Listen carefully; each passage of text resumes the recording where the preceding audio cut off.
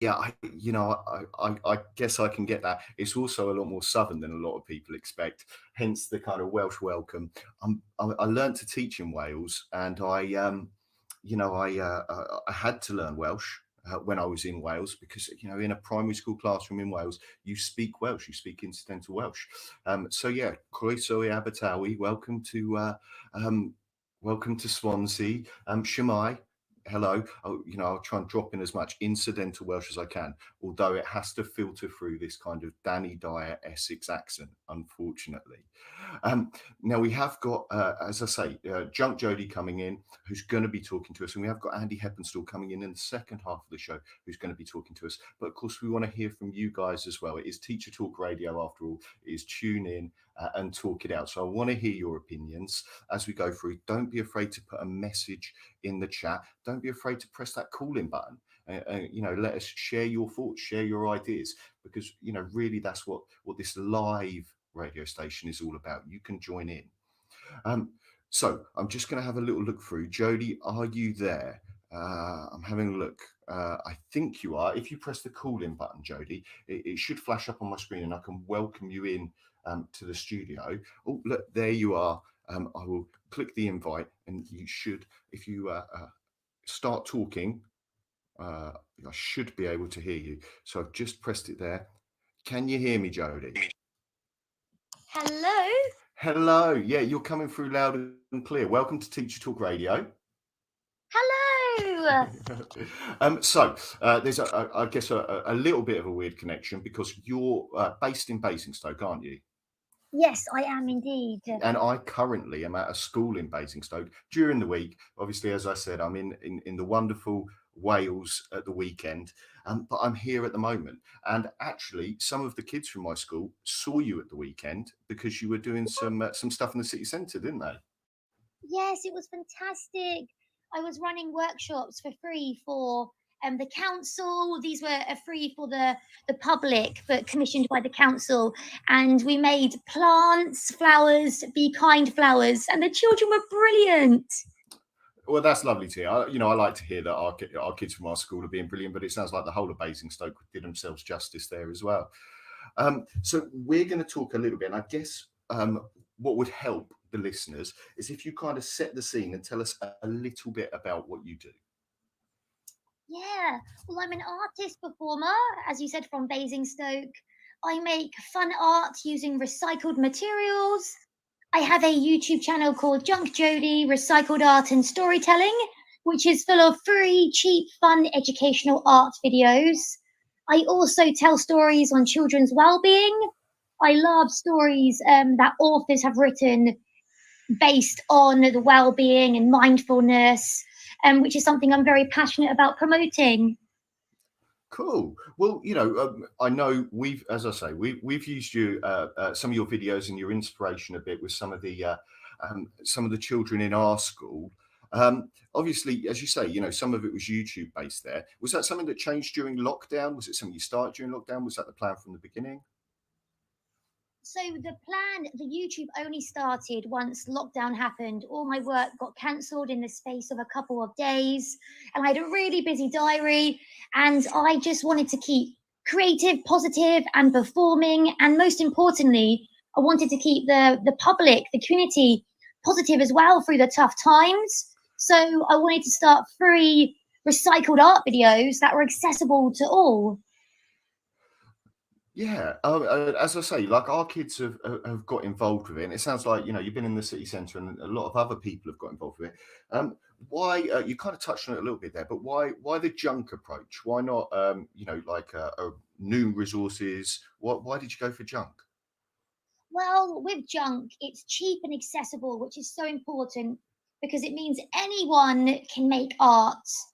It encourages taking care of our planet, which is so relevant. It gives cereal boxes, milk cartons, toilet rolls, plastic bottles a second, third, fourth life, which supports the three R's: reduce, reuse, recycle. Yeah, yeah. Offers a platform for inventiveness and playfulness, like turning a cereal box inside out into a castle, which then leads to a sense of achievement. Cool. Yeah, I mean, I can see that, and one of the things sort of that I think about in all of this. I know that as a child, I spent a lot of time at my grandparents' house before and after school. My parents were working, but I know that I remember vividly them having a bin bag full of, you'd call it junk, maybe rubbish, but as you say, sort of old butter tubs, cardboard, and that. Yeah. I remember my granddad dragging it out and then kind of, having some glue and some sellotape and kind of just going, go for it. And I think I got some of my creativity sort of in life, or at least from that. And I guess, is that something that you think still goes on? Are people doing that, do you think, still? Well, definitely. There's a lots of still making going on. I think using recycled materials is becoming more popular now. Children are becoming very passionate about it. Like screens are useful and important in a lot of ways in getting free online tutorials, i.e. from my YouTube and many other platforms, which is all step by step. But since lockdown, it's been nice to reopen face-to-face workshops off screen and get that engagement with children again. My channel is something that you can watch, but then make it face to face with your family, and it brings you all together. Yeah, I really like that because I guess that's a part of the feeling that I have from doing that sort of, as I say, sort of around my grandparents' house was, we were making something together.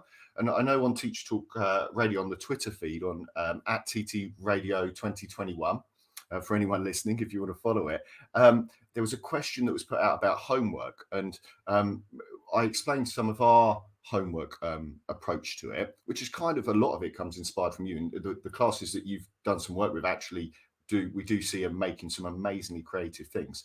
But part of our homework approach isn't about like learning, it's about taking that learning into the home and doing something together, which is, it kind of sounds like that's what you're saying as well. Doing something together and making something together is a good thing.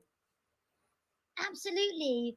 Being able to pick up materials and explore their possibilities together is a massively creative process.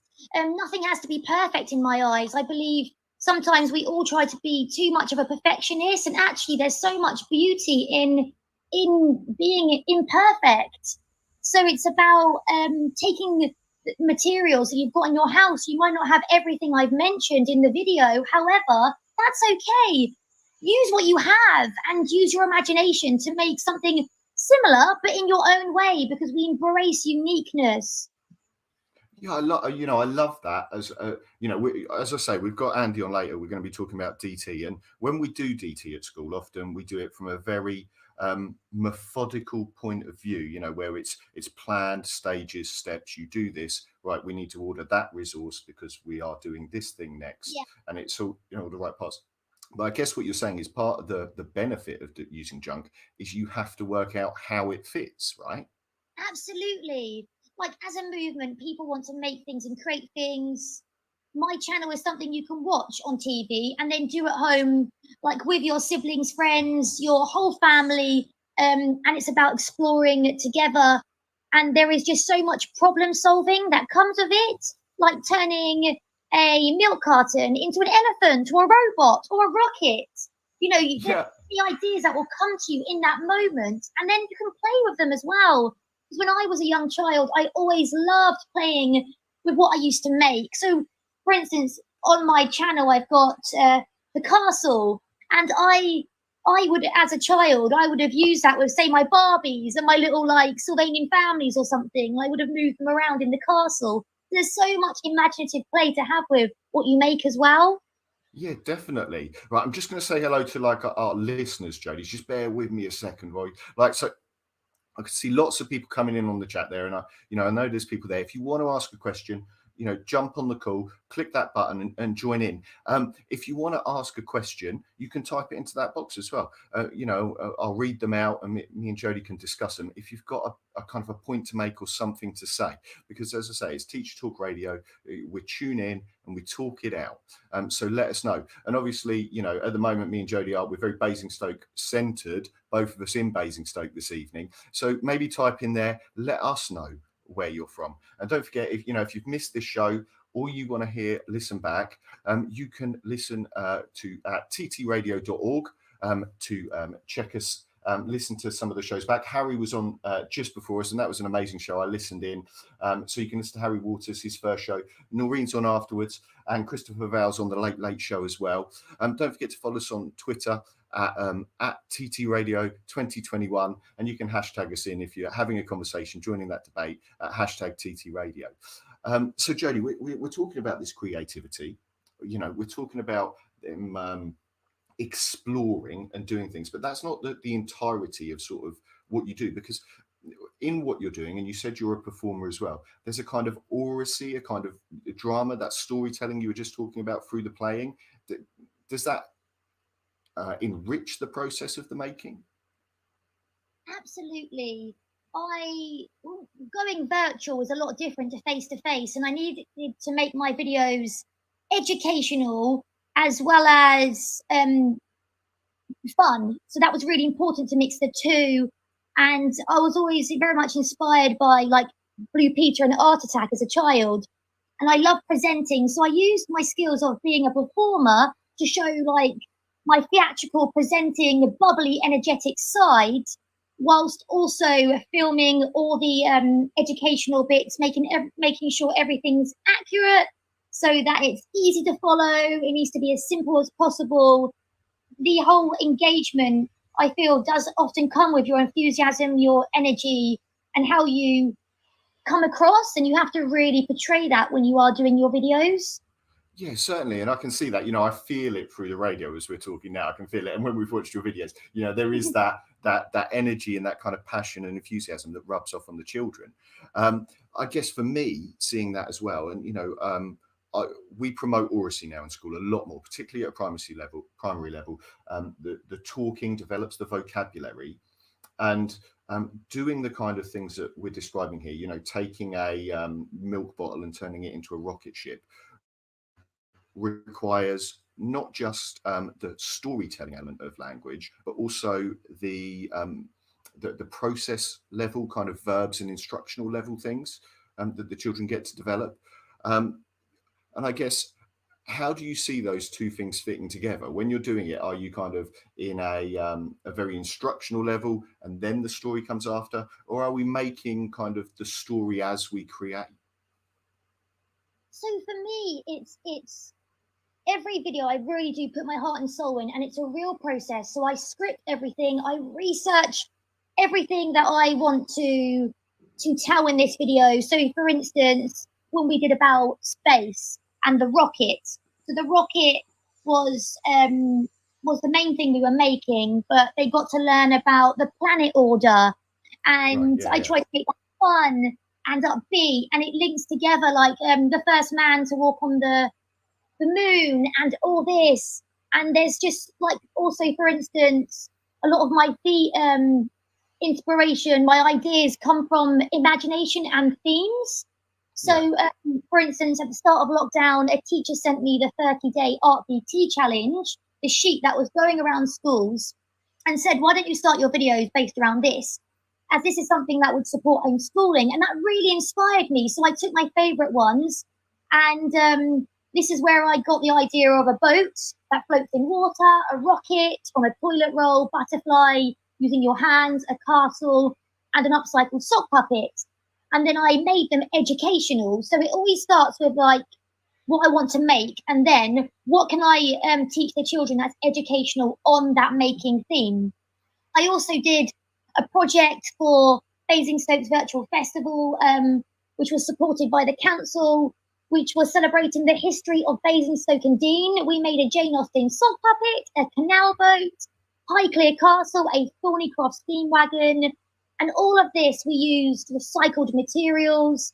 I did a virtual workshop in India, and I researched Indian culture. We made an elephant, tiger sock puppet, a peacock, Taj Mahal, and the list goes on. So I work really well with themes, and I always just want to try and implement as much education as possible. And I like it to come across in a storytelling way. And all these videos you can find on my YouTube channel, Junk Jodie, Recycled Art and Storytelling. They're all super cheap and easy to do, and like I said, educational. Fantastic. Now, Jodie, I'm gonna pick on one of those, because I'm like, there is something that I find about juxtapositions that I love. Highclere Castle, yeah. Highclere Castle, and that's the one that's at the start used in Downton Abbey, I believe. Yes. Yeah, and that's quite near us here in Basingstoke. But just to set the scene Yes. for everyone else, Oh, and you made it out of junk. yes. Yes. So I actually, through lockdown, I got permission to film outside the castle itself, which was such a privilege. Yeah. And I told fun facts. Spoke about Tutankhamun, so that's in the episode on my channel. And yes, it was made from a cereal box, just a cereal box. Wow. No, I just love that kind of juxtaposition of, Downton Abbey made from junk. I just kind of love that as an idea. Now, in primary schools a lot across the country, one of the common things that people do is they make Tudor houses. That's a common thing. Yeah. And I'll do Great Fire of London, and they burn them down afterwards, which I guess has its own disposable kind of issues around it. Obviously, we're reusing things when we're talking about what we're doing here. What are the kind of what are the most useful things that people might have lying around? What's your kind of top most useful kind of? Is it a milk bottle? Is it a cardboard box? What's a really good kind of basis to start things from?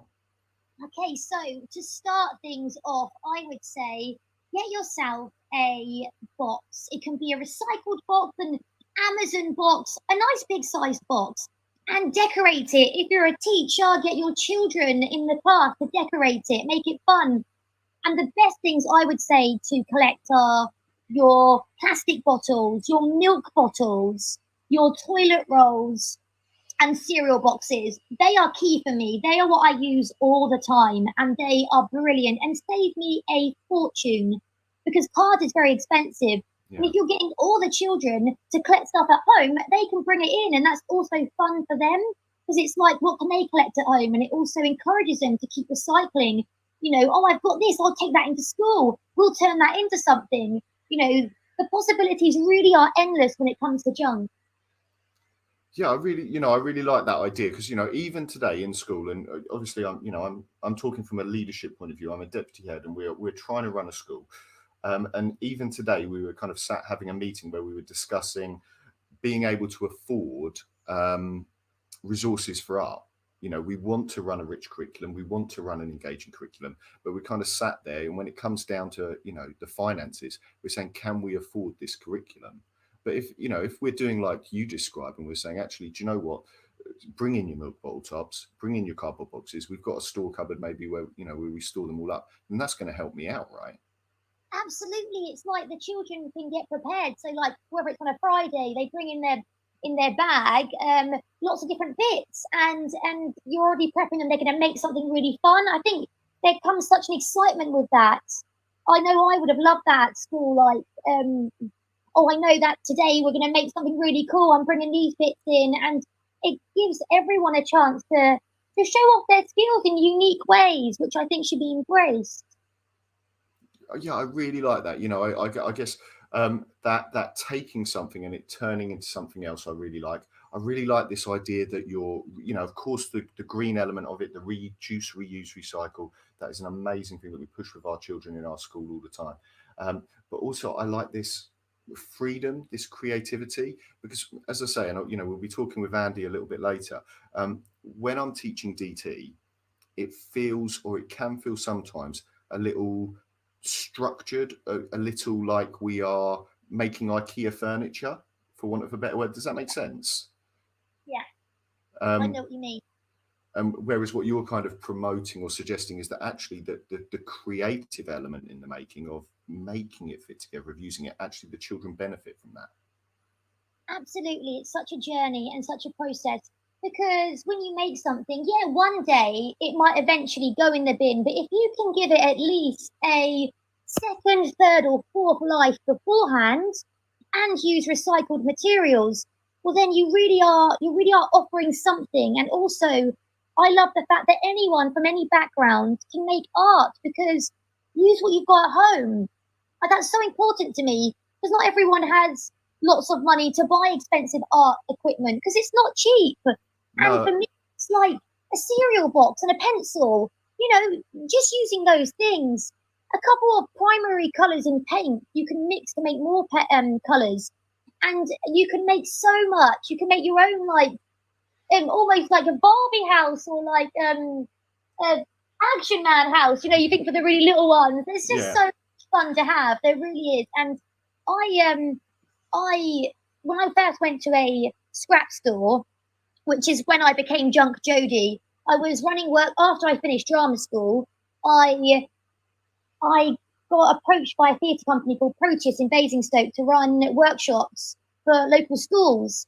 And there was huge budget. There were low budgets. So I was taken to a scrap store for the first time, and I had a shopping trolley, and I got to pick a whole shopping trolley's worth, which all I had to pay was £20 for. But a massive, like, Sainsbury's shopping trolley. Yeah.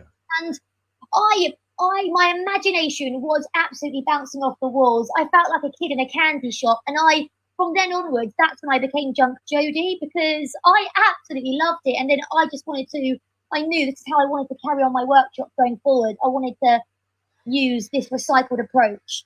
Yeah, well, it comes through in the passion and the engagement and the excitement of it. And as I say, when we've used this kind of approach in school, or used some of your inspiration in school, we have seen, as I say, our homework in particular, when children have gone away and they might be doing about the Egyptians, they might be doing about the Greeks, and they'll come back with something that they have created, and it won't look like anything else, and it won't look like anyone else's homework, because they haven't followed a set of instructions to get there. They kind of have found their own journey there, and they do seem to treasure it more because of that. Absolutely. I think children could often compare themselves to other children, whether children they think that they're more clever, or they're more this or that. And I think what's really important is to promote it doesn't have to be perfect. The children know that, you might have made the castle like this, but someone else has done it like this. It's okay that the door isn't in the middle, that it's not perfectly in the middle. It's okay to be at the side.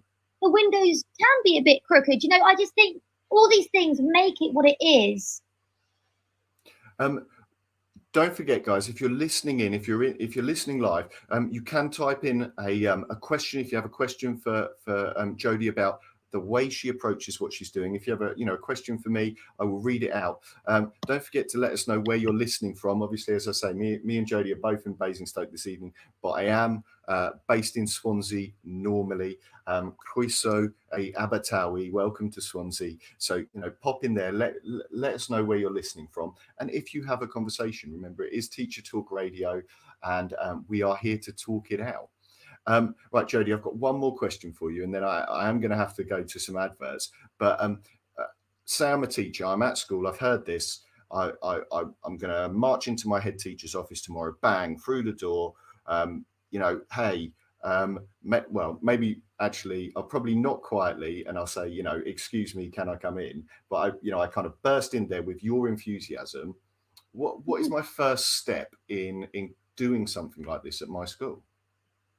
So a big step I would definitely say is start with getting yourself that large box, and decorate it. Get the kids to decorate it and make it really colourful and fun. This is the junk box of magic.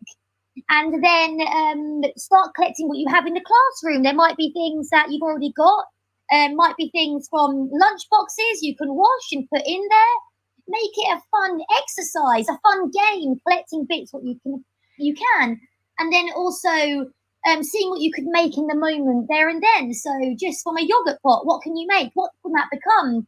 How can that link to what you're doing in your lesson? So and make that lesson even more fun. So this is the topic, and say the topic's Stone Age. You've got a milk pot. Okay, let's make a little cave.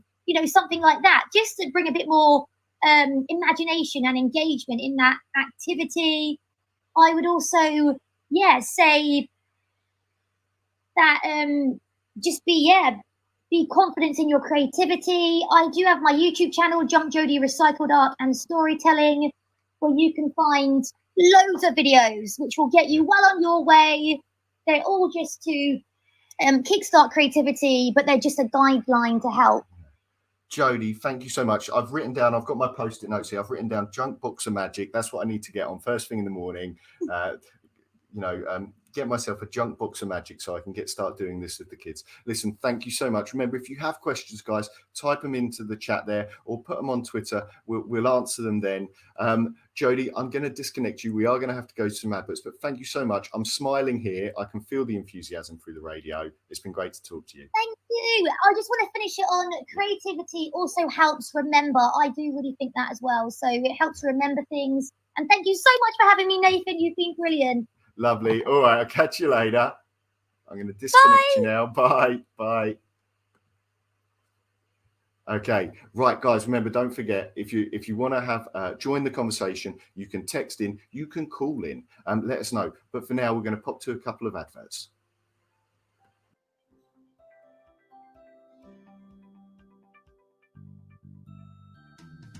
Creative Resources, made for teachers by teachers. At Creative Resources, we've been rethinking what a classroom can be.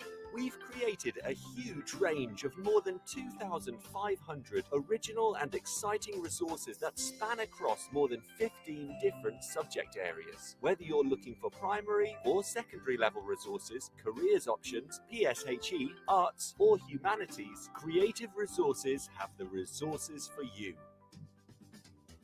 We offer full curriculum packages and unique, challenging escape rooms themed on topics such as Shakespeare, Tudors, and fractions. We have quizzes, task cards, Tarsier puzzles, and lots more. Better still, more than 100 resources can be accessed for free. Just visit our website, www.cre8tiveresources.com. You can get 10% off any order you make on our website by using the discount code TTRadio. Creative Resources, made for teachers by teachers.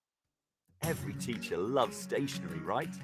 Imagine getting a selection of fun, beautiful, and unique stationery items designed and selected especially for teachers, delivered through your door every month. You need to check out teacherslovestationery.club. I'm always so excited when the box arrives. It's such a treat. My Teachers Love Stationery Club box is just a little treat to myself every month. It's always full of delightful and surprising items, including some really good quality stationery brands like Faber-Castell and Stabilo. And because you never know what you're going to get, it makes it even more fun and special when you get it. It feels really great to be supporting a family business that's run by real teachers. I can't help feeling like they just know what I'm going to enjoy using stationery-wise better than I do myself. Visit teacherslovestationery.club and enter the code TTRadio when you buy your first stationery box to save £2 today. teacherslovestationery.club. Introducing the Leadership Masterclass series by Diana Osagi. Learn how to ditch your fears and develop your leadership confidence. How to deal with difficult colleagues. How to thrive when you lead in a challenging environment. And how to get colleagues to buy into your vision. Join Diana for her online leadership masterclasses starting on the 10th of July and running all the way through the summer. These sessions are the perfect way to prepare and refresh for the next academic year and beyond. Book your place at courageousleadership.co.uk/events now.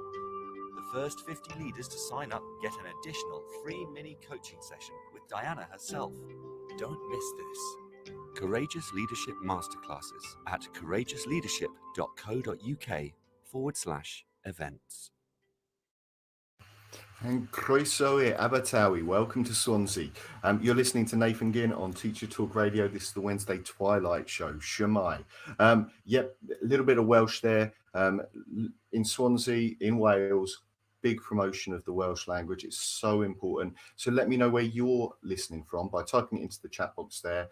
It'd be great to hear where you're from. Actually, tonight I'm in Basingstoke, which is more suiting to my normal accent, of course. But still bringing that Welsh language through a mangled Danny Dyer Essex accent, I'm afraid. Now, later on in the show, in about 15 minutes, we're going to be hearing from Andy Heppenstall. I can see Hep DT in the has joined the chat. We're going to be talking about design and technology. We are here to talk, so don't be afraid to press that call in button and join the conversation. Of course, you can also check out our website at ttradio.org, where you can listen back to all of our shows. You can find out about the hosts, and you can also subscribe to our TT Radio newsletter.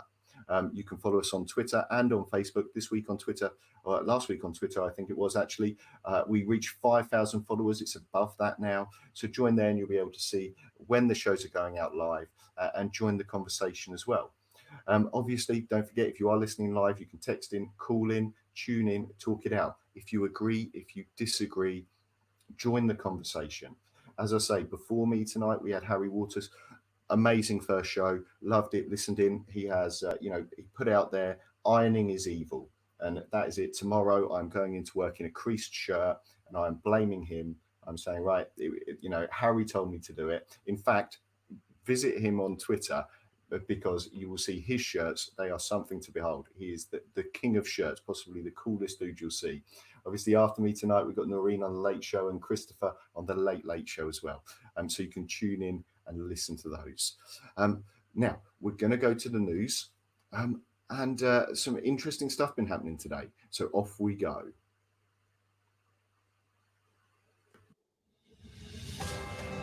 This is Teachers Talk Radio, and this is Teachers Talk Radio News.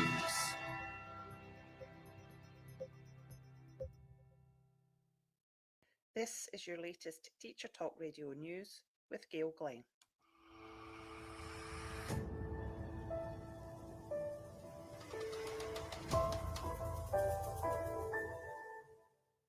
The Delta variant is driving a surge of COVID infections. A 70% spike among children aged 5 to 9 has resulted in widespread absences in primary schools. COVID has now taken hold firmly in schools, contrasting effects during the first wave. According to Public Health England, there were 148 outbreaks linked to educational settings in the week up to the 20th of June, and this was a jump of 54% from the previous week. The government is said to be seriously considering extending the vaccine rollout to pupils to help prevent the virus incubating in schools.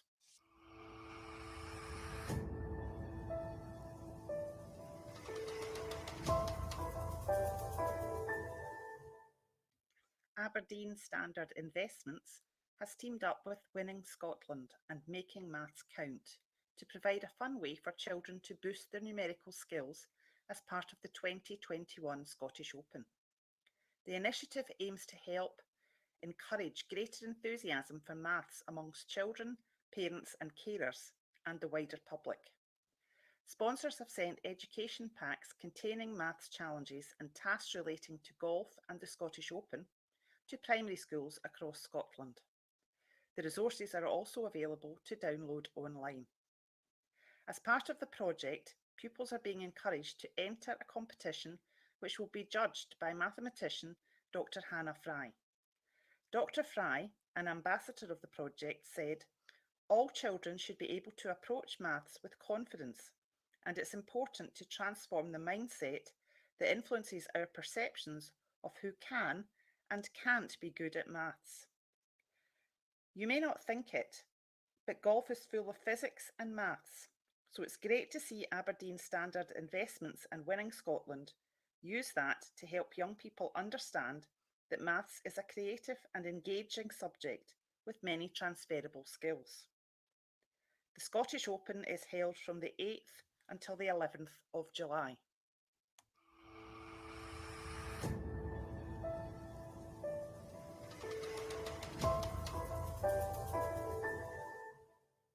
Jeremy Miles, the Welsh Education Minister, has outlined plans for the return of education after the summer holidays. He is quoted saying, "Our guiding principle has to be a move towards education being enabled to operate as normally as possible in the autumn. Currently, all education settings follow national guidance.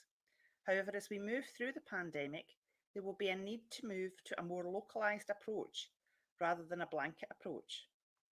To enable this, we will publish a national framework for each education sector, which will support them to escalate and de-escalate interventions based on risk. The framework will set out a range of safety measures depending on the risk category based on low, moderate, high, and very high risk categories. The frameworks will allow escalation or de-escalation of measures, such as testing, the use of face coverings, and social distancing. It will apply to schools, colleges, and universities. Mr. Miles said that advice would be taken from a number of sources, including public health and the Chief Medical Officer. This has been your daily education news briefing.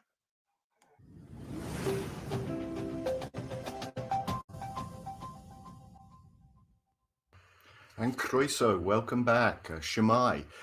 It is Nathan Ginn on Teacher Talk Radio, normally from Swansea, although the voice isn't from Swansea. But tonight I'm in Basingstoke, and I am very excited about our next guest. He is a D&T specialist supporter advisor. We're going to be talking about it now. I should put in context here. The head teacher at my current school is a DT specialist. My dad was a DT teacher. I am super excited to be making things. If you didn't hear me talking to Junk Jody in the first half of the show, don't forget you can visit ttradio.org and listen back to all of our shows, so you can listen back and catch up. Now, Andy, I see a lot of Heppenstalls coming in and out. Do you want to try and call in? So if you click that call in button, and I will welcome you into the studio, and I can start asking you and probing you about making and what we're going to, what I should be doing at school with my kids. So if you can hear me, Andy, if you want to press that button, it should allow you to call in. You should be able to see that, and I'll welcome you in. And of course, if there's other people out there who want to join the conversation, message us, text in, or join the conversation. Now, it looks like this Hep DT has joined. I have pressed it. Let me just have a look. Oh, there we go. There we go. I've sent you an invite. Andy, you should be coming through now. It says you're connected. Can you hear me? I can certainly hear you. Can you hear me? Yep, I can hear you. You're coming through Excellent. Loud and clear. Welcome to Teacher Talk Radio. Thank you very much. Thank you for having me.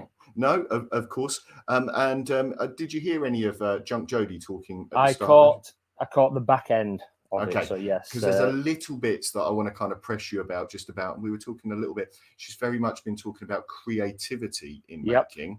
And I know, as I say, my head teacher is a DT specialist, and he would be remiss at me for not sort of mentioning the planning stage that is important as a design technology. So maybe we'll get onto that in a little bit. But to start us off, would you mind telling us a little bit about what you do? No, that's no problem. So I founded Hep DT in 2017. I was a secondary school teacher, and I fancied a new challenge, really.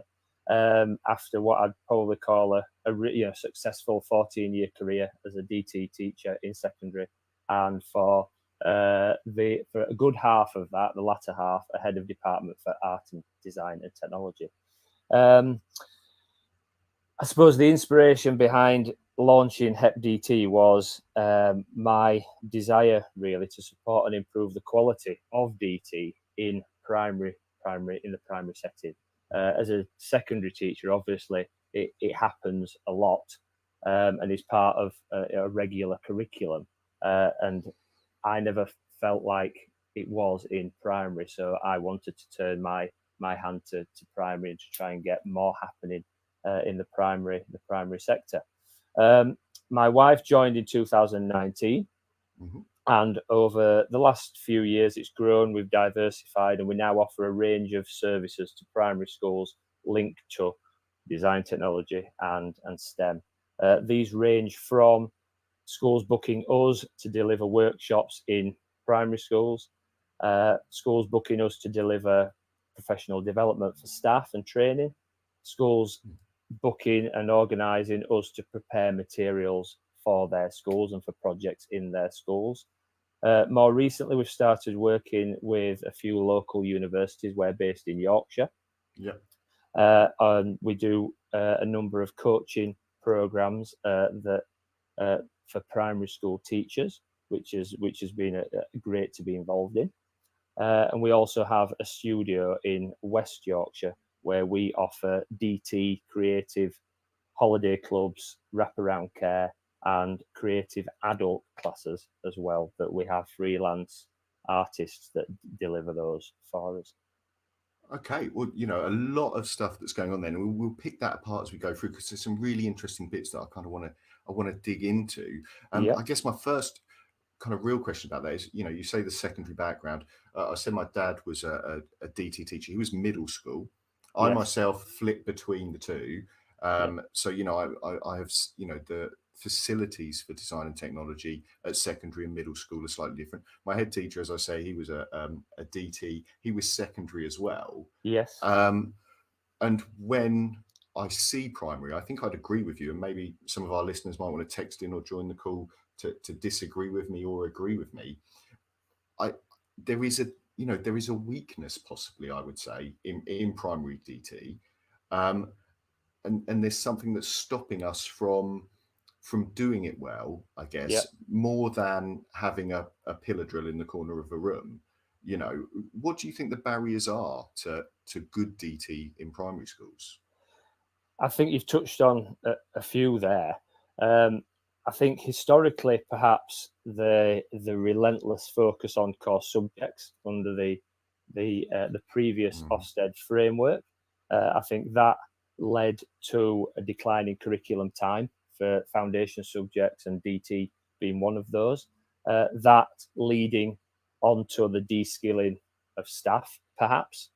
I do think from my experience of visiting the primary schools I've visited over the last 4 or 5 years, there is a definite lack of confidence and understanding from a lot of teachers when delivering and planning good DT. I think that's something that is clear to see, and I'm not at all saying that there isn't good DT happening out there at all. I'm sure there is in small pockets. I think it's very inconsistent across the education system. I think there's a lot of now younger members of teaching staff who have had very little or no DT content that's been delivered through their initial teacher training program. Many young teachers, I believe, will probably work in schools where perhaps they've just not been exposed to it. It's not been part of their routines in school, part of their yearly planning, and they've just not seen it happening, and therefore have not picked up the mantle and carried it on because it's just not there. On a totally different side, resources, I think, are a real issue. Tools that maybe are now redundant in the back of a cupboard, they're broken, they are rusty. Collecting resources, preparing resources. We can't get away from the fact that DT is largely a practical subject, and to deliver the full curriculum, you've got to prepare class sets of resources. You've got to order class sets of resources. It's time consuming. And I think we talked a little bit with when I was talking to Junk Jody sort of towards the end about curriculum costs, and I was literally myself as a deputy head in a meeting today where we were discussing whether we could afford as a school to as you say, not just the tools, which hopefully are a non-perishable resource, but actually the perishable goods, as I'd call them, but the wood, the glue, the paint. Like, can we how much does our curriculum delivery cost?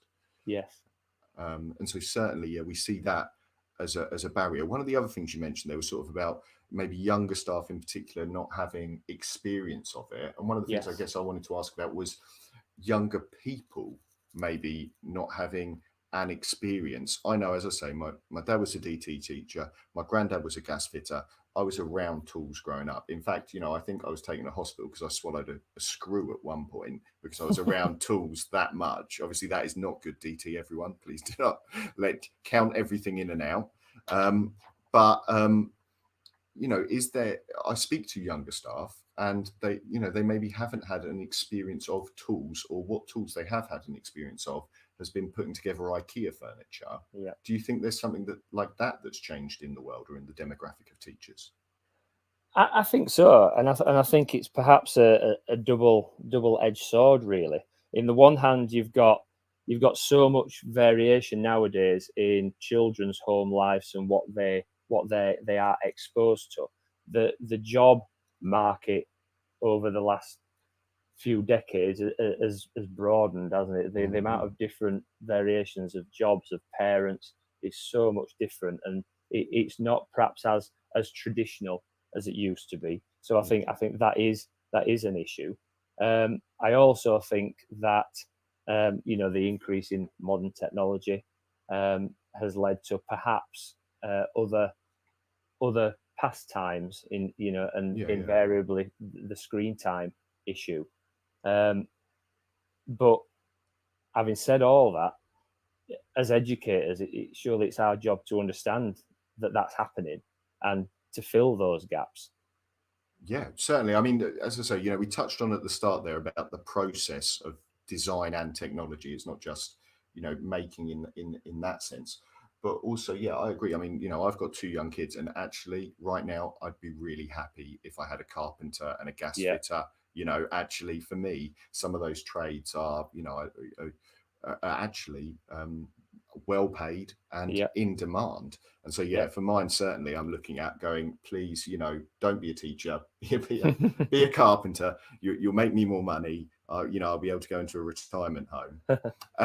I have got some figures. Sorry, just go on. To Go interrupt. for it. No, just in terms of preparing for our chat this evening. Yeah. That 2 million people are employed in the creative industries itself, which includes, your design, fashion, even into TV and prop design, which leads from kind of a DT creative background.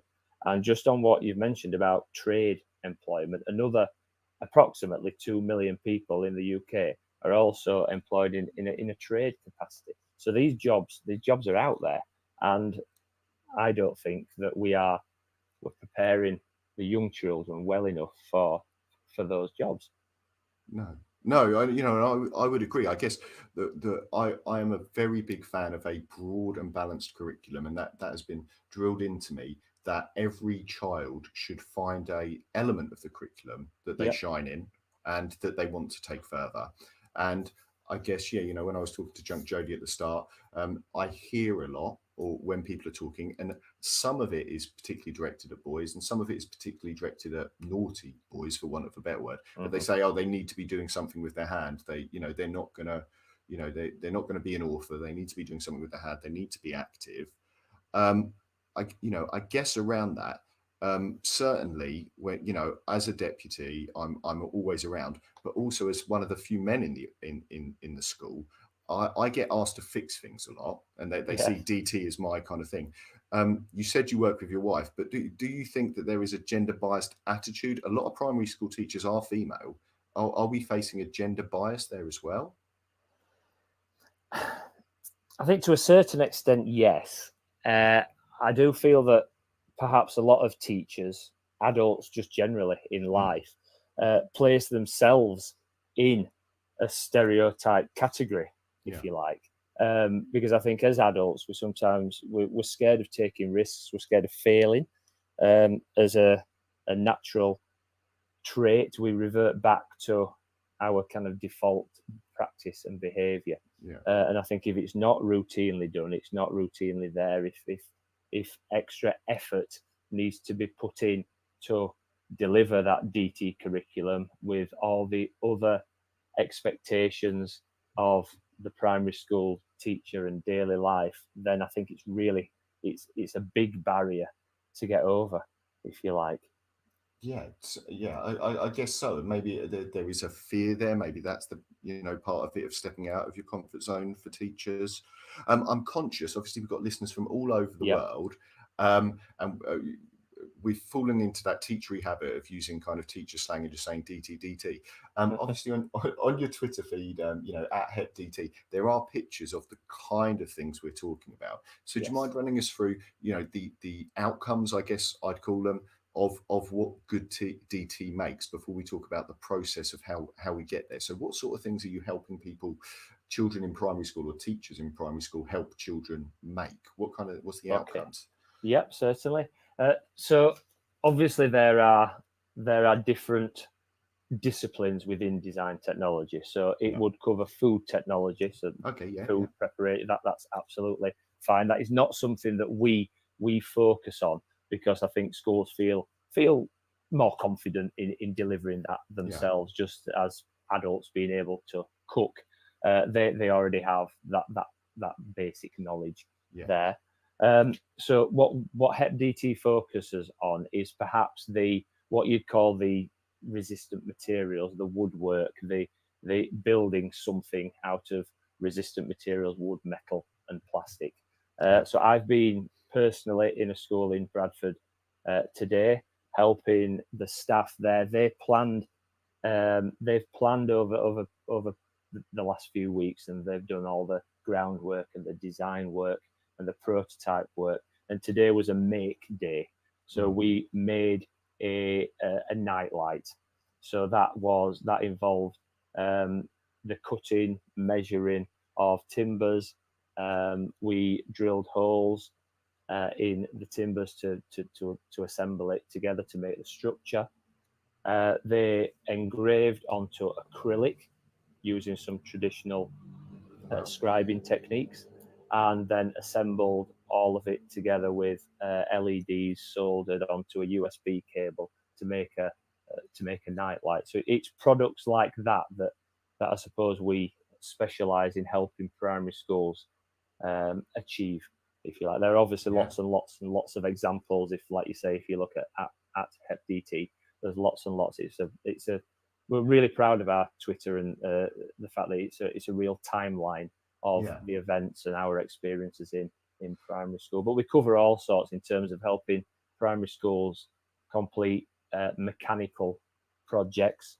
So looking at pneumatics, looking at cams, looking at pulleys, looking at motors, and embedding those into functional products. Yeah, I guess, in my head, when I think back to when I started teaching, which was only 10 years ago, and what you're describing about there maybe being a sinking, a bit of a downhill trajectory in that, certainly I recognize.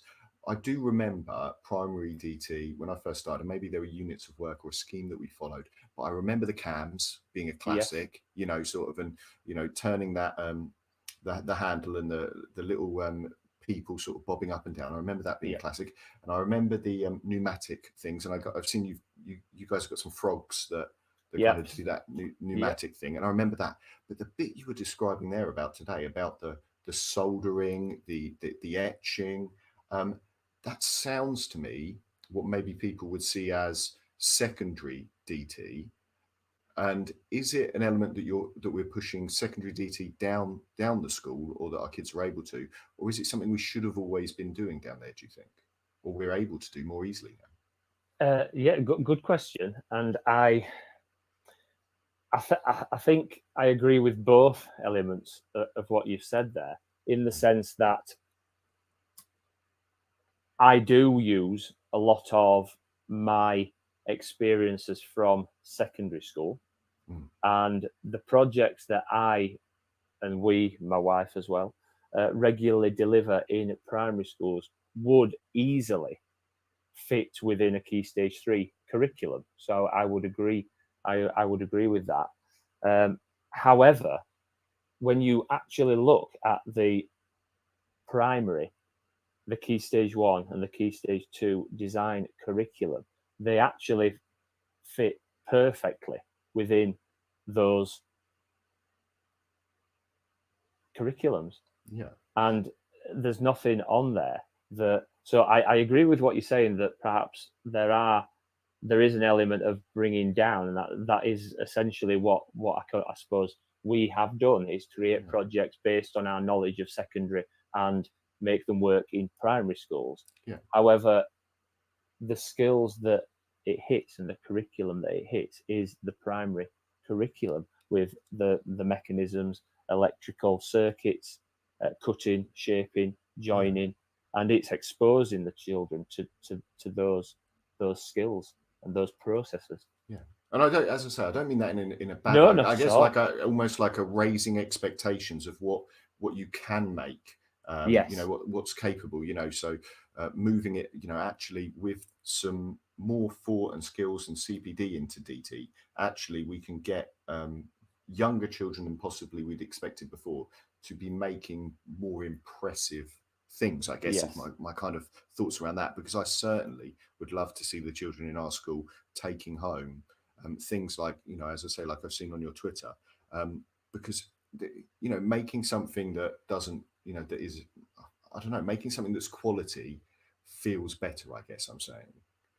Yes, although just listening to the end of Junk Jody, it's not always about it being a perfect outcome. You know, it's made by children, and they are so proud of what they make when they do complete a project, and that's what I personally remember from when I was at school, and that's what I loved about DT was the pride in the finished outcome and the work and all the work that you put in towards that end goal. But they don't always have to be perfect. But obviously, you know, you do want a decent outcome, and you do want the children to achieve and have something of quality to take home. Most definitely. I guess that kind of leads us on, you know, and you've talked a little bit about the process you've been through with the school you've been at recently. The time that is needed, we've talked about curriculum time being tightened, Yes. and a common conversation that I have had as a deputy head, and you know, I have it often at this point in the year as well, is whether we have enough time left in the curriculum, you know, left in the year, and enough space left in the curriculum to do the things that have been forgotten. And so we're having to make these choices. And when I talk about with people about design technology, they sometimes will take an approach of, you know, okay, so we're going to make a CAMS based thing. We'll do it in an afternoon. Yeah. And I kind of start screaming to myself that actually that's a project that you need to take a lot longer over. And actually the DT element of it is wider than just the making. Is that something that you kind of agree you would see the design process, taking it through and reviewing it at the end? Absolutely, yes, certainly. There are schools that we do visit and just help with the making, because they are sometimes the parts of the process that are less the teachers are less confident in completing. So we do help out with just the making part a lot. However, for us, we also have regular schools that we visit on a weekly basis. So tomorrow afternoon, I'm in a school in Sheffield, and I go to that school every Thursday afternoon, and I travel around the different classes on a normal year. Yeah. I would travel around the different classes with a half term in each class Friday, Thursday afternoon, and they would get a fuller experience, if you like, because we look at the researching and of analytical skills of existing products. We generate design criteria. We generate initial ideas from our criteria. We evaluate, we remodel, we prototype, we make a final idea design, we make a product, and like you say at the end, we do a summative evaluation. So obviously there is a large process to go through. I'm not saying that every project that you do needs to cover that full process all the time. No. However, over the key stage and over a child's primary experience, it would need to be covered and mapped and planned in. The school, just going back to the school I've been in today, in Bradford, I've just gone to help with the making again, but the amount of work that's gone in prior to my arrival from the teachers in planning the lessons, the children doing the design work, they've as a collective, as a class, as a year group bubble, actually, because it's a two-form intake school, they've actually designed the night lights themselves, and they've narrowed it down to 3 light. So we were making 3 variations of this night light today, which is quite ambitious, really, with year 4 children. So no, there's obviously many more elements rather than just the making. Absolutely. And I wonder, when I think about it to myself, that wider part of it is something that I see great value in a primary education, and I guess in a secondary education as well, because when we think about our work lives, Yes. Whether it is that you're actually making a physical thing or designing a website or just, I guess, going about your job, those wider elements of the design and technology curriculum actually are so transferable across everything in life, I guess. Most certainly. It's skills for life, isn't it? Right from the younger children developing fine motor skills, creativity skills. And just listening to the previous caller with Junk Jody, it's about building on and trying to draw out the creativity within the children. But it's for it's got a real life context as well. It's just organizational skills, problem solving skills, meeting deadlines, following steps and processes, like previously mentioned, the analytical and evaluative skills through DT. And obviously a classic link with DT is obviously the science and maths cross curricular links there. It's like you say, it's the transferable skills that children are learning through a creative, practical subject. Yeah, as I say, it's really interesting thinking about it, and then I guess in my head I think about how it got lost and what got lost about it. And I know there is we've talked a little bit about the cost thing, and we've talked a little bit about the confidence of teachers and fear elements. And I know certainly, I guess in my school, anecdotally, where I am, it had previous, a long time ago now. I've been there a little while, but there was a time when behavior was not good, and lots of people listening might be thinking, my school, the behavior, I don't trust them with scissors, let alone a saw. And you lose that, and suddenly the children are doing less because they're trusted with less.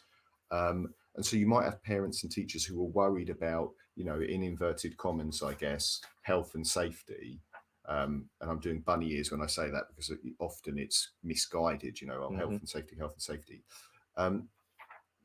Is there an element of too much fear in the health and safety? Is there an element of danger that needs to be accepted? Or, can we make literally any tool safe for primary age children? I think you're right in saying that it is it's overthought about to a certain extent. There is obviously an element of risk, as there is in anything that we do in life. But no, there are risk assessments that are written and must be used. So we personally use CLIAPS risk assessments, which for people that are perhaps not familiar, CLIAPS is an advisory service that provides support and risk assessment support to local authorities and their schools, specifically linked to design, technology, science, and art also. So in terms of the health and safety, it would be a case of teaching staff absorbing and following the control measures, the necessary control measures put in place. But I mean, to put things into perspective, I've now been teaching design technology for over 15 years, most of it in secondary. And when you previously mentioned about the naughty boys, I've had a few naughty boys in my classes over the years, and I've never had any accidents, apart from maybe a graze on a finger from the hand slipping and it cutting on a piece of wood or a piece of acrylic or a paper cut, for goodness sake. I mean, children really do not want to hurt themselves. No. They really don't. And the worst thing that I use now, the children will happily use saws, G-clamps, bench drill, disc sander, but a hot melt glue gun, and they're out the door. They don't like the hot melt glue gun. Okay. But there's just no need to worry about that, as long as obviously the risk assessments are in place and absorbed and being followed for all the different elements of hazard that's taking place.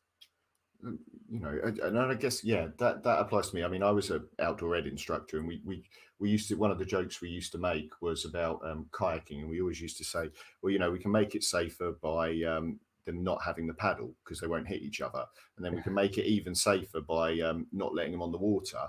And you take away so much risk. Suddenly you're just sat in a canoe on the side of the river and not doing the activity that you plan to do. But I guess if you've got the safety measures, if you understand it, and you have used those tools yourself, and you are more confident, I guess, in how they work and what can go wrong, then there isn't going to be a risk. No, although, just going back to what you did say, I do find a lot of teachers in primary school when I visit that perhaps when I visit the school for the first time, and it might be the LSA teaching assistant or an adult helper that's in there, and the look on some of their faces when you were using saws today, so I do think there is an element of that in the adults that do work in schools. Okay, so this is going to be my last question, because I've got a couple more adverts that I need to play after this. But this is the one that I want to know, and less so for my school, because I think my head would be on board if I went in tomorrow. But if I'm talking about setting up some good DT in a school that maybe has been, has forgotten about it, so I'm going to need a lot of money from him. What are my best arguments for sort of getting him on board, and what's the smallest sort of things that I can start with to kind of get my teeth into changing that spiral so it becomes an upward spiral towards really exceptional design and technology? So, I mean, it's always a difficult conversation, isn't it? It's money related and cost related and budget related. So it's a difficult conversation. I think the simple answer really is that if you're not doing good DT, then you're not delivering a full and varied curriculum, and ultimately you're shortchanging the children that are in your care. It's easy for me to say that because I'm not holding the purse strings, but that's the top and bottom of it. We've already mentioned previously just all the transferable skills of problem solving, the organizational skills, analytical, evaluative skills, the links with science and maths, and there's so much in there, not to mention the creativity, the fine motor, all those skills are so beneficial to children in primary school. I suppose there are costs involved, and we have mentioned, and you've mentioned that you've been in meetings this week with regarding costs of materials. But like you mentioned previously, Nathan, the costs, a lot of them are one-off costs and initial costs, and buying the hammers, the junior hacksaws, the blades, all the bits that you need to deliver good design technology, but they are one-off. And if I'm being absolutely honest, it's not a lot. We're not talking thousands and thousands and thousands. We're talking a few £100. So I'm not sure that any head teacher would begrudge spending, although I know it's different if you've not got the money, but we're talking a few £100, less than £500 could tool your school up, a primary school, with enough equipment for you to deliver a decent design technology curriculum. And then you've just got obviously the running cost of materials each year. Well, listen, Andy, it's been great to talk to you. It's been really, as I say, it's a subject that I feel passionately about. and I agree with you that there has maybe been a dip off there. I would add that if any of our listeners want to persuade their head teacher, follow the HepDT Twitter account at HepDT and just show that to them and say, look, this is possible. This is what our children could be doing, and I think that would certainly win people over. So thank you for coming on. Not a problem. Thank you. It's been absolutely brilliant. I am going to disconnect you now. We are going to go to the adverts, guys. So thanks again. Thank you very much. And we are heading off to just a couple of adverts, and I'll catch you on the other side.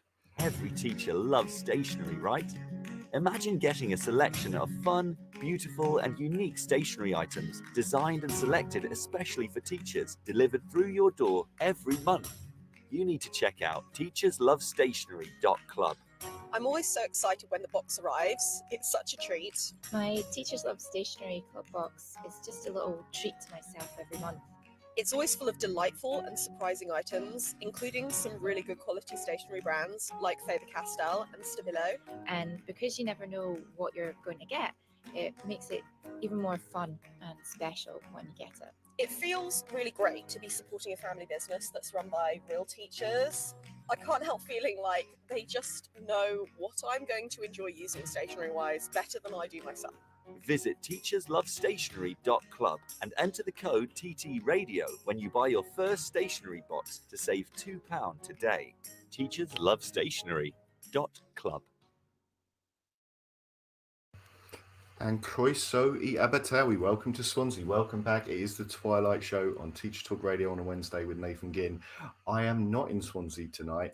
I'm in Basingstoke, and we have had Junk Jody, who is also from Basingstoke, talking with us about using junk to get creative with kids, to make things and get back to that making. And we talked with Andy as well, and he was telling us about what high quality design and technology can be. Maybe we've lost a little bit of that, and how we can get back to it. Now, of course, you can check out our website, ttradio.org, where you can listen back to all of our shows, and you can find out about the hosts as well there. You can also subscribe to our TT Radio newsletter by joining us there. And of course, you can find us on Twitter and Facebook to join the conversation. Oh, little something in my throat there. It's the Welsh rolling of my sounds. Hello, everyone. There we go. It's back again.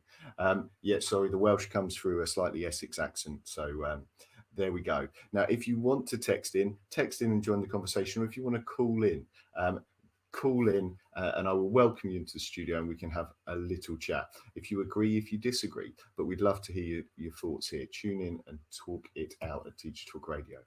Now, I wanted to finish off just by talking through, unless anyone wants to call in, of course, and join us. I love talking about design and technology and making things, very passionate, but I also am a parent, and we have a new ECT program, the old NQTs, the new lead teachers, and there was an article in the tests about 5 ways being a mentor is like being a new parent.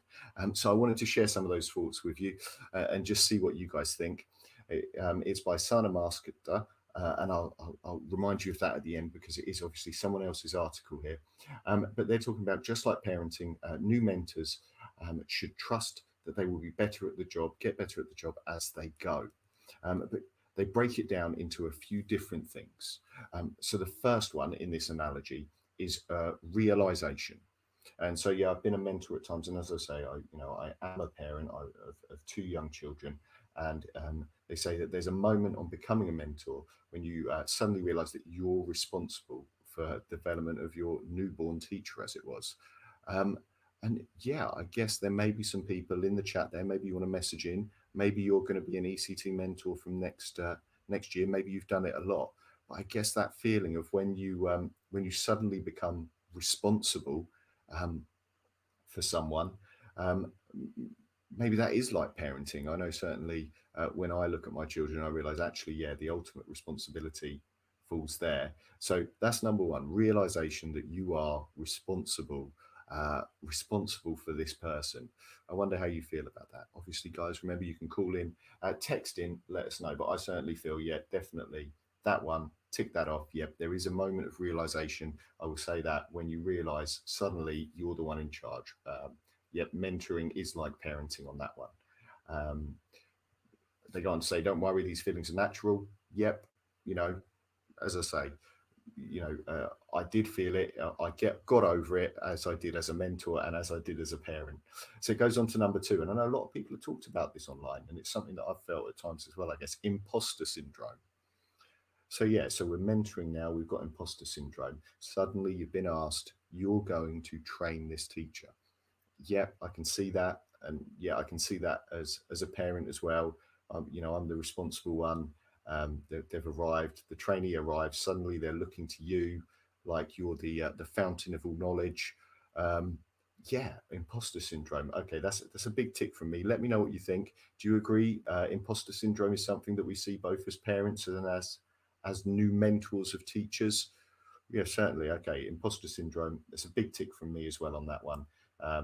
You're going to feel it when you get a new ECT or NQT teacher that you're responsible for. So we've had realization that, wow, I'm in charge, I'm responsible for someone, and then imposter syndrome comes next, and we're going, uh-oh, maybe I'm not ready for this. Maybe do I really know what I'm talking about? But I guess, yeah, they give the key there is to relax, trust your instincts. I'd go with that. Yeah. Same with parenting, trust your instincts, and same with mentoring as well. You've trained for it. They wouldn't have put you there if you didn't, they didn't believe in you, the leadership. Certainly I wouldn't do that as a deputy. So yeah, trust your instincts. You got this. Right. Number 3. Oh, desire to create a clone. Okay. This is a tough one for me. I think, yeah, as a parent, I definitely feel that. I've got 2 little boys. Obviously, I'm still a little boy at heart. Yep, I want them to be little me's, the little best parts of me, I guess. And that's where I take it into my teaching as a mentor. So I want them to be the little bits, but the best parts of me. And I think that I don't think I want my mentee, the person I'm mentoring, to be a clone of me. Let me know what you think. Is that how you see it? Do you want to make a carbon copy of you as a teacher when you're mentoring? I'm not sure I agree with that one. I don't want to make a clone. I think I'd want them to help them go their own way. But yeah, with my kids, I definitely want them to be a little clone of me. As I say, I'm based in Swansea now a lot of the time. Obviously, my boys then are growing up with a slightly different accent to me. My eldest, we moved him there when he could already talk, and he still says "mammy" like a little Welsh boy now, but he still says "mother" like he's an extra from a Guy Ritchie film. So he's got that split accent. But yeah, so I guess in that sense, they're not going to be a clone of me. Maybe I'm giving them the responsibility. Okay, I'm iffy on that one. Realization, yep, definitely realization that you're responsible for someone. Yep, parenting and being a mentor.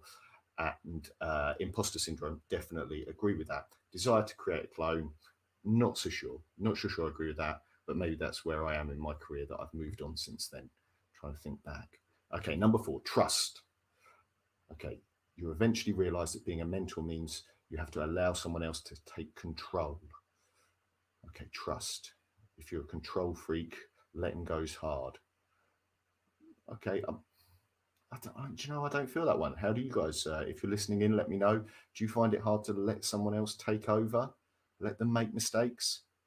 I don't know, maybe that's a confidence thing that comes with time. I'm trying to think back to when I first started. Do I trust my children? Okay, no, I don't trust my children. I'm a terrible teacher with my children, and I take over everything. I would be, if Ofsted came in to judge my early years teaching of my own children at home, they'd say, no, too much adult interference, requires improvement.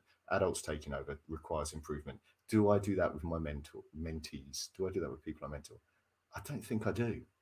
Okay, I'm iffy on that one. Trust. I agree about parenting.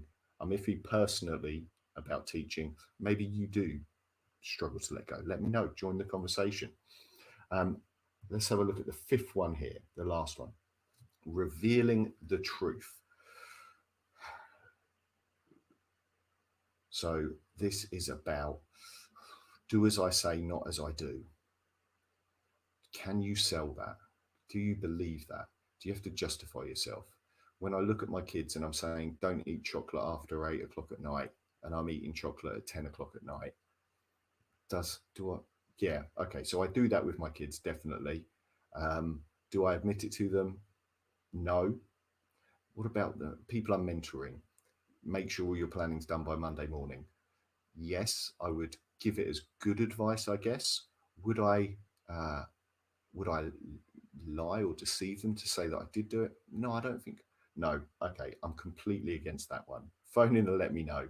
I think 100% honesty. Some of the best mentors, or we need to give our NQTs and ECTs access to, are people who have survived in teaching. How do you survive? Not how do you deliver outstanding lessons every day. Actually, I've convinced myself now.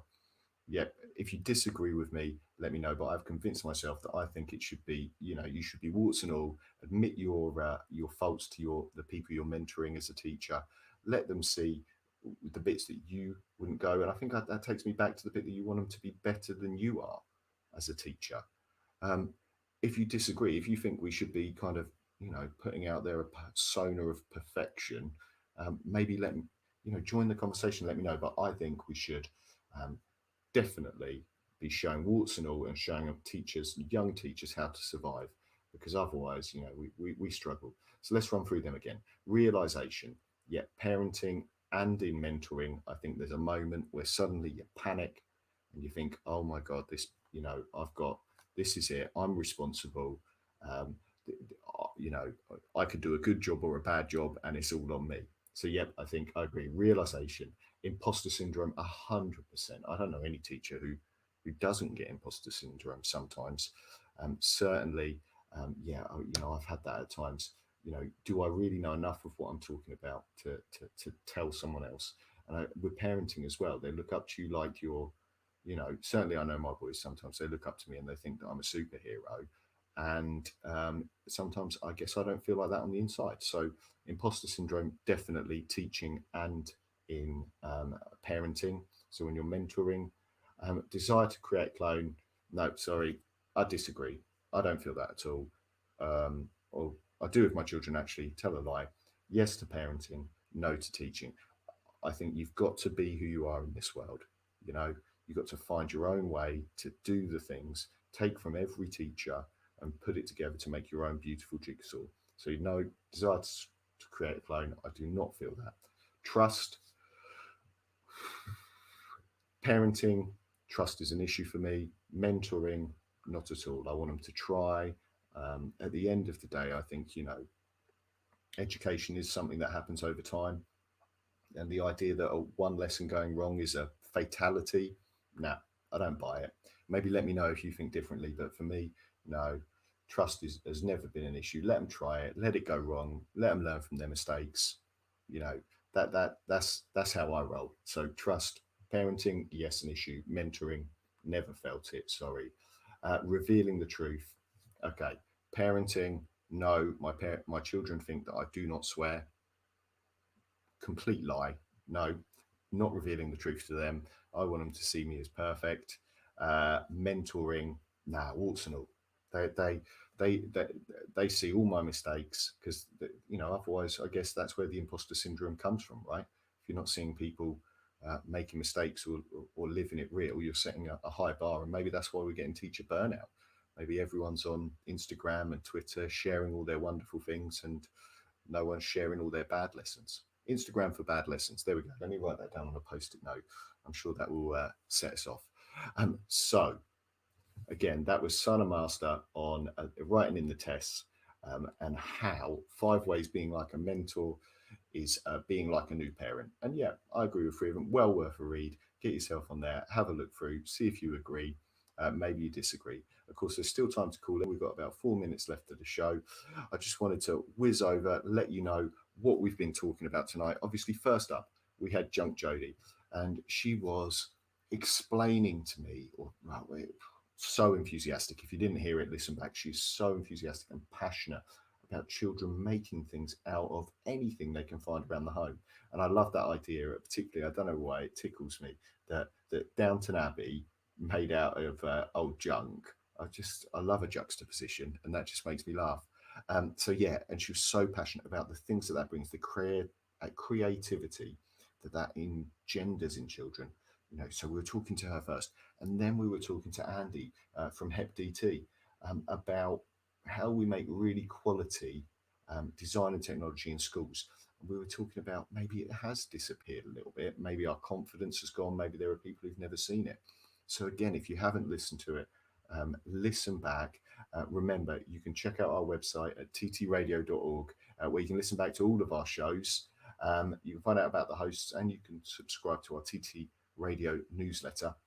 I was listening myself to Harry Waters, who did his first show on TT Radio just before mine, and I was listening to him, and amazing, super cool. If you want to listen back to that one, I would really advise it. And he did say, I will say this now, he did say, he's very clear, ironing is evil, don't iron your shirts. I felt like he said it to me. I felt like he said, Nathan, tomorrow, don't iron your shirt, wasting energy. And so, yeah, tomorrow I will be crumpled and I will be blaming him. And so, yeah, Harry, you can expect that email from my head teacher to be forwarded straight onto you, and you can explain to him why I look like a scruff. And again, remember, guys, if you haven't followed Harry on Twitter, have a look. Best shirts in the business. Hawaiian, coloured, patterned, amazing. Well worth a follow just for the shirts. Maybe the coolest guy on TT Radio. Maybe there's a poll for us to do. Obviously, after me tonight, we've got Noreen on the Late Show. We've got Christopher on the Late Show as well. So listen live, join the conversation, call into their shows. You can let us know. Now, I am going to be heading off in a second. Nostar, a little bit more of my Welsh for now. That's a good night. Diolch yn fawr, thank you. I will continue to struggle on, as I say, with my Welsh. Croeso i Gymru, welcome to Wales, and welcome to Wales through an Essex accent, mangling a beautiful language. Oh, Music Man wants to call in. We've just got enough time. I'm just going to... Hello, Music Man, can you hear us? Oh, no, it says that they can't call in, can't join now, but may call in later. Let's try again. We've sent an invite. Hello, can you hear me, Music Man? Oh, there we go. Let's try this. It's not letting me, Music Man. It's not letting me click on your call-in button there. But if you want to try again, as I say, we're just on our way out. Or if you want to call into the next show with Noreen. Oh, some red button. Let's try that. I've sent an invite. We're in the final seconds of our show. Let's see if he comes on. No, I think we've lost him. Listen, Noreen's on next. Feel free to call into hers. There is lots to talk about. Or join us on Twitter. Listen back. Join us on Facebook. I'm afraid it is Nostar from me. And good night.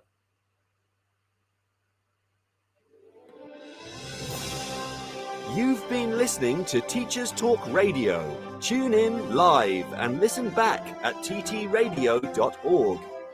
We look forward to hearing from you next time on Teachers Talk Radio.